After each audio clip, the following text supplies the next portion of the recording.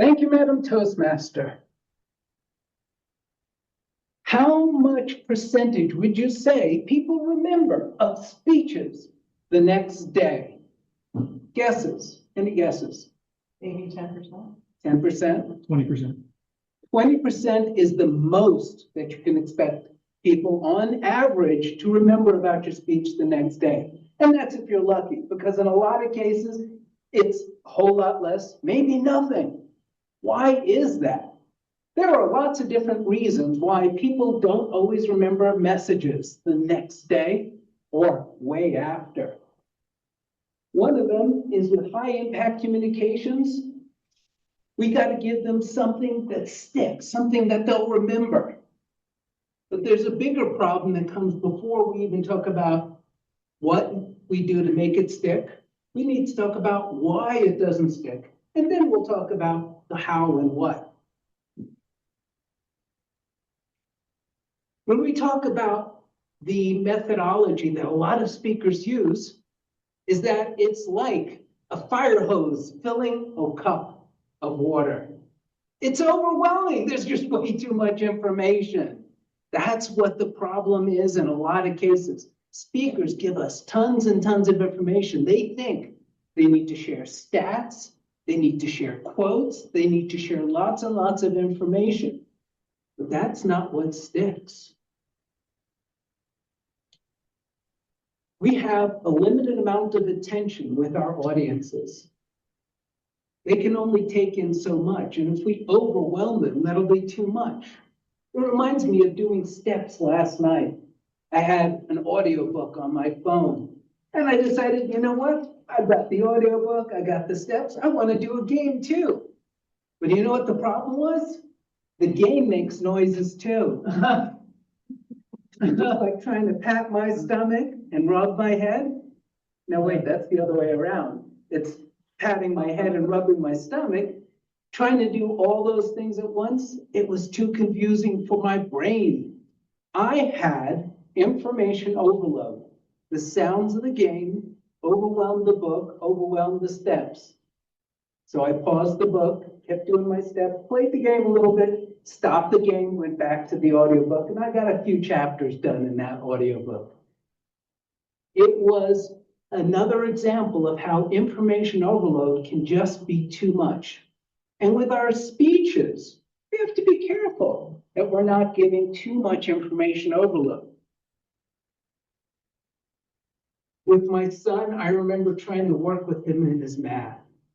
And we would work through it. He was doing really well with the math until we hit one point where he had to write out the words for the numbers. 1,200. He hated that. Trying to tell him the importance of it. And guess what? He checked out. He just didn't want to hear it. And how many people have been talking to a child, a colleague, a friend, and they just checked out because you gave them too much information, right?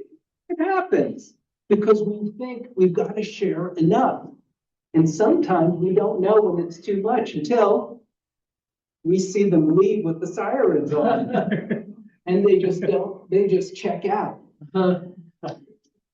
But if we can get our messages, our key points down to the most important part, like a key sentence, then we've really got something that's powerful.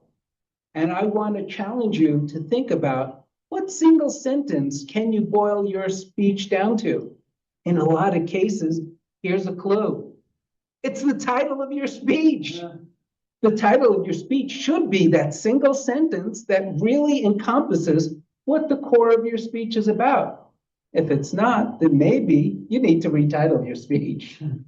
But for me, the one sentence that really hits the high impact communication is keep it focused to keep your audience. Because if you keep it focused, you will keep your audience. That's the important part. Keep it focused. Therefore, if you've got your message well tuned, hitting your key points of your title, of your subject, of your main point, you're going to keep your audience connected to what you're talking about. The next part is what really sticks with people isn't going to be the logic. Yeah, you can help sell it if you're selling the logic of a point. This is really why you need this. People will kind of connect with the why you need this, but they're not going to buy from the why you need this. What they need is the emotional anchor. The emotional anchor is what really gets it. For me, knowing that my message stuck because of an emotional anchor, I never know for sure if that happens. There's been rare times. But I think of one time that I spoke about stopping at stop signs. I've spoken about it more than once. And I spoke about stopping at stop signs, and I didn't know it made a difference. But then Bonnie Ann told me a little while later that my speech made a difference in her thinking about how she approached driving. That made a difference to me. My message had stuck. Why did it stick? Because I gave her more than one reason. Stopping at stop sign isn't just a passing fancy. It's habits that will save your time and may even save your life. Because the habit of coming to a full stop at a stop sign will keep you safe in the long run and reduce the likelihood of an accident, and will keep you more in mind of other people who may not necessarily be thinking that way, so you keep that in mind yourself. Knowing that it made that difference to Bonnie Ann made me convinced that I could talk about this more, and I've spoken about it more than once.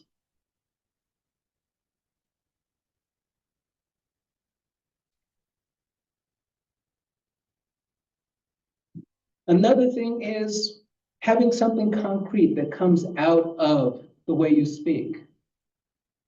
And for me, the way I thought about it is started out with a negative version of it. Because recently I was involved in learning about the new club officer training. Our new club officer training, Toastmasters International has come out with a newer program for club officer training. Instead of the condensed one that we've been going to where we can do it in sometimes 1 to 2 hours, they've expanded it back out to 3 hours with a whole bunch of new slides. Okay, this sounded interesting. I'll sign up to learn how to train it. And I went to the presentation, an hour and a half Zoom to learn how to present these new slides. And for the first 35 minutes, 35 minutes, more than 1/3 of this presentation, they showed regular old slides telling about how they came up with it, who was involved with it, and what they were going to share with us with the new slides. I didn't go into it with my full heart, but I was willing. When they finally got to showing us the new slides, I was thinking, oh my God, finally. Well, the new slides were interesting. There was more content on it, but I wasn't sold that it was a total change of pace. They did not convince me that it would make a difference to the officers. If I were to approach this, I would come in right away and I would have newer slides that tell a little bit of the how and why really quick, 5-10 minutes tops. And then move right into showing what the new slides are. Highlighting what we were doing for the officers that were different, because we would need to sell the officers on how we're going to make their lives better, how we're going to make their clubs better, how we're going to do better for their members. And I didn't get that from the training.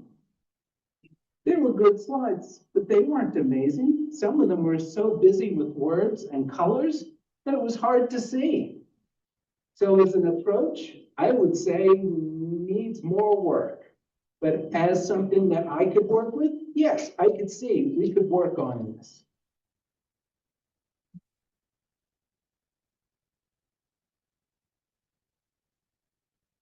The other thing is the outcome. What is the takeaway? What can you give your audience so that they think or do or feel something differently when you're done with your speech?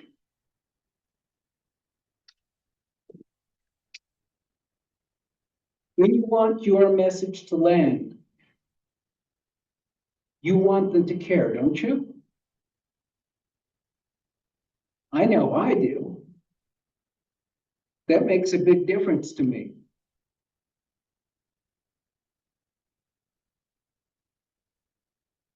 I want you to challenge yourself for your next speech or your next time that you have to have a conversation today.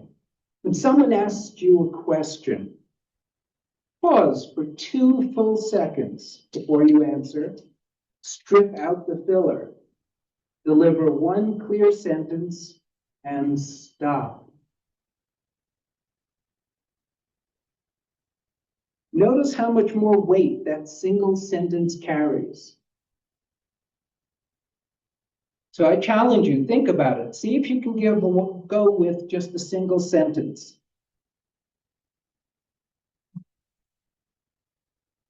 At a recent team meeting, instead of immediately selling why I think we needed to do something different, instead I brought up the fact that we had a job that failed, a program that failed. And I said, here's a report, and it caused an overflow condition. What should we do about it? I asked a question. I didn't say, let's do this, or I think this, or this is a real problem. I said, I noticed this. What do you think we should do? And it got a conversation going with my team. A different way of approaching it, getting interaction going. And through the discussion, we discovered that, hey, nobody's been using this report for years.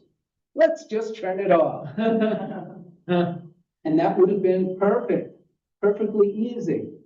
Then I told my boss about it, and she said, no, go back to the user and double check they really don't want it. That's when I noticed that we had 10 other reports in the job that were also going nowhere.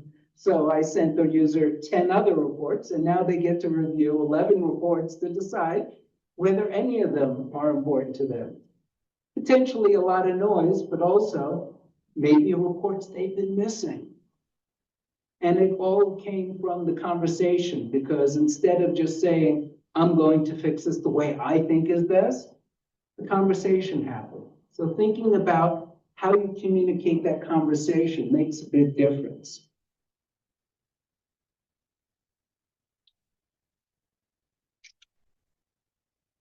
High impact speaking bridges the gap between inspiration and implementation. You can't count on every speech making a difference to everyone in the audience, but you can still try for that. One of the best takeaways I've ever had was when I gave a speech at the Story Project. This was a collection of speakers. They would get together for about an hour once a month, and the organizer would select just speeches of personal stories. My story was selected talking about becoming a father, the birth of my son. But it was a lot more than just the birth of my son, because it was the challenges of the fact that he had a diagnosed birth defect before he was born, and the fact that the doctors had said, he's not going to breathe. There's only a 50-50 chance of him living, and he's going to need to have surgeries and machines to help him live. Well, when he was born, he breathed. They hooked him up to machines. He fought them. After 11 days, he was healed. He came home. No problems from that. Therefore, my story was powerful in a way that I knew was useful, but I didn't know how useful until afterwards. And to me, the measure of success was the fact that not just one person came up to talk to me, but more than one person came up afterwards and said the story meant something to them. They had similar things in their lives, and that the story connected with them. I challenge you to make sure your stories mean something to people so that they connect. And the fact that adding personal stories makes your messages extra sticky. We don't lack platforms. We don't lack words. What is rare and what defines a true professional at the lectern is message permanence. Strip out the noise. Anchor the core truth and make the takeaway impossible to forget. Make your words stick. Make your ideas connect so that they're memorable. Like this lion flying in the sky with the words stuck to him. Make your words stick, make them outstanding, and make them memorable, because our speeches are useful and important and powerful, and you never know who is going to take something away, and you don't have to always know that somebody has taken something away. Just know that it is important that you present so that people can get those takeaways and learn something from your message. So how many people are ready to have more powerful communication? Yes. Go forth and communicate. Back to you, Madam Toastmaster.